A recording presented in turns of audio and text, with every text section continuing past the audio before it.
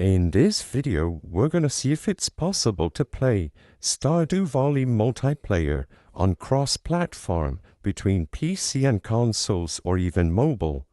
Is it possible? Is it not? Let's find out.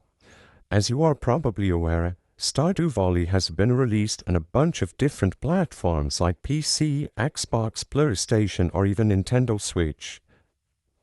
As of today, is there a way to cross-play between all of these platforms and play multiplayer with your friends?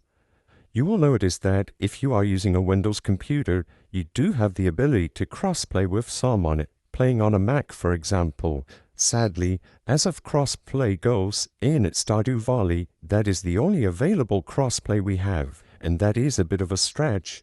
Besides playing on PC, Windows, and Mac, there is no way to cross-play between all of the platforms on Stardew Valley. The owners or the developers of the game still haven't implemented into it, even though Stardew Valley has been released on a bunch of platforms.